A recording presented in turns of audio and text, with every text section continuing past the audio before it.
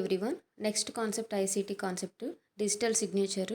Digital signature యొక్క advantages, దీని యొక్క ప్రాసెస్ ఈ వీడియోలో తెలుసుకుందాం.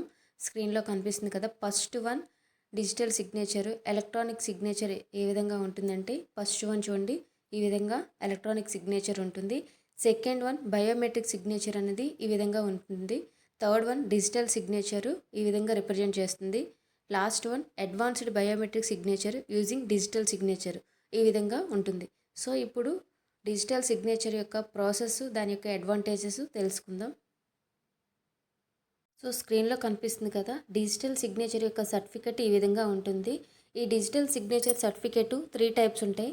ఫస్ట్ క్లాస్ 1 వచ్చేసి digital signature like normal persons కానీ సెలబ్రిటీస్ కానీ ఎవరైనా ఈ డిజిటల్ సిగ్నేచర్ అనేది క్రియేట్ చేసుకోవచ్చు.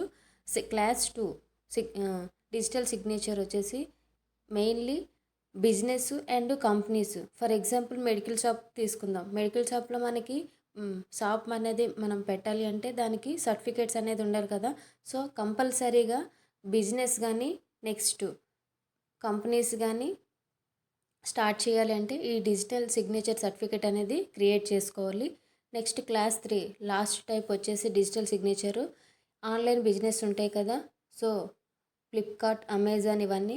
సో ఆన్లైన్ బిజినెస్ చేయాలి అంటే ఈ డిజిటల్ సర్టిఫికేట్ క్లాస్ 3 సర్టిఫికేట్ అనేది క్రియేట్ చేసుకోవాలి. ఇవి డిజిటల్ సిగ్నేచర్లోని 3 టైప్స్ ఉంటాయి. ఇక్కడ మనకి స్క్రీన్లో కనిపిస్తుంది కదా, డిజిటల్ సిగ్నేచర్ సర్టిఫికేట్లో మన personal details, next name, application ID, email ID, type of the applicant, ఇలాంటి డీటెయిల్స్ అనేది ఫిల్ చేయాలి. ఈ విధంగా డిజిటల్ సిగ్నేచర్ యొక్క సర్టిఫికేట్ అనేది ఉంటుంది. Coming to the concept, what is a digital signature and how it works.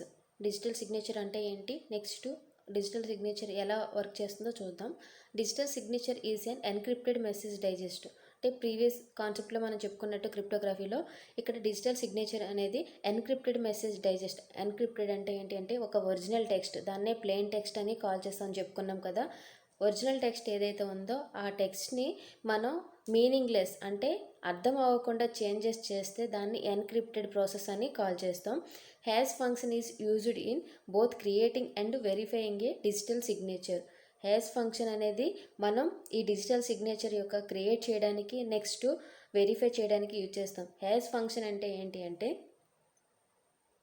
సింపుల్గా చెప్పాలంటే సమ్ డేటా, ఏదైనా ఒక డేటాని మనం ఒక ఫార్ములాలో పాస్ చేసి దాన్ని ప్రొడ్యూస్ చేసిన రిజల్ట్ని hash function or hash result అని లేదంటే హ్యాష్ వాల్యూ అని కాల్ చేస్తాం.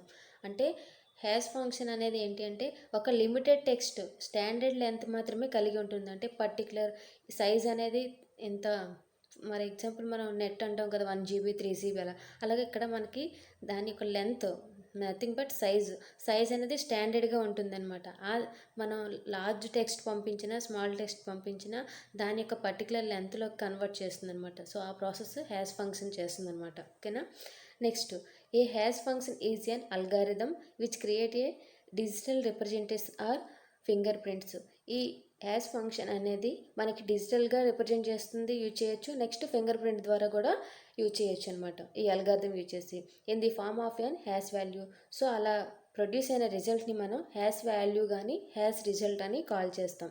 Of a standard length. ఇప్పుడు చెప్పుకున్నాం కదా, ఒక దానికి పర్టికులర్ స్టాండర్డ్ లెంత్ అనేది ఉంటుంది, రిప్రజెంట్ చేస్తుంది అనమాట హ్యాష్ ఫంక్షన్ అనేది. ఆ స్టాండర్డ్ లెంత్తోనే ఫిక్స్ అయ్యి ఉంటుంది, మన ఇచ్చిన డేటాని కన్వర్ట్ చేస్తుంది అనమాట. Which is usually much smaller than the message but nevertheless substantially unique to it. ఇప్పుడు మనం లార్జ్ టెక్స్ట్ పంపించినా స్మాల్ టెక్స్ట్ పంపించినా అది స్టాండర్డ్ లెంత్తోనే కన్వర్ట్ చేస్తుంది అనమాట ఈ అల్గారిథం యూజ్ చేసి. Next, digital signature creation. Digital signature creation ఏ విధంగా చేస్తుందో చూద్దాం. This use a hash result derived from a unique to the both the signed message and given private key. So ఇప్పుడు మన డిజిటల్ సిగ్నేచర్ క్రియేట్ చేయాలంటే ఇప్పుడు డిజిటల్గా మనం సైన్ చేస్తాం కదా, సైన్ చేసేటప్పుడు ఆటోమేటిక్గా అది ప్రైవేట్ కీగా క్రియేట్ అవుతుందన్నమాట. సో అది దీని meaning. Digital signature verification. So digital signature యొక్క వెరిఫికేషన్ ఏ విధంగా అవుతుందో చూద్దాం. This is the process of checking the digital signature by reference to the original message and the given public key. So ఇప్పుడు user ఎవరైతే create చేస్తారో digital signature వాళ్ళ యొక్క ఆటోమేటిక్గా ప్రైవేట్ కీ క్రియేట్ అవుతుంది కదా. So next public key create చేస్తారు కదా, ఆ original మెసేజ్కి digital signature by the reference the original మెసేజ్కి పబ్లిక్ కీ సో చెక్ చేస్తుంది అనమాట, సేమ్గా ఉందా లేదా అని. Thereby the determining the whether the digital signature was created for that same message using the private key corresponding to the referenced public. So ఇక్కడ ఆ private key public key అనేది కరెక్ట్గా సేమ్గా ఉందా లేదని చెక్ చేస్తుంది అనమాట, వెరిఫికేషన్ చేస్తుంది. Typically a digital signature is attached to its message and stored or transmitted with it message. జనరల్గా మన డిజిటల్ సిగ్నేచర్ అనేది మనం స్టోర్ చేసిన మెసేజ్ కానీ ఏదైతే డేటా ఇన్ఫర్మేషన్ చేంజ్ చేస్తామో దానికి కానీ అటాచ్ అయి ఉంటుందన్నమాట. Next, verification of A digital signature is accomplished by the computing a new hash result of the original message by means of same hash function used to create the digital signature. Then using the public key and new hash result, the verifier checks. So ఇక్కడ మనం ఏదైతే message original message ఉందో ఆ మెసేజ్లో use చేసిన పబ్లిక్కి ప్రైవేట్కి సేమ్గా ఉందా లేదా అని వెరిఫైయర్ అనేది చెక్ చేస్తారనమాట. Whether the digital signature was the create using the corresponding private key. So మనం చెప్పుకున్నాం కదా, సేమ్గా ఉన్నాయా లేదా 2 కీస్ కూడా చెక్ చేస్తుంది. Whether the newly computed hash result matches the original hash result was the transformed into the digital signature during the signing process. So మనం ఏదైతే data పంపిస్తామో అది ఆ డేటా అనేది పంపించేటప్పుడు ఎటువంటి చేంజెస్ కూడా అవ్వదన్నమాట.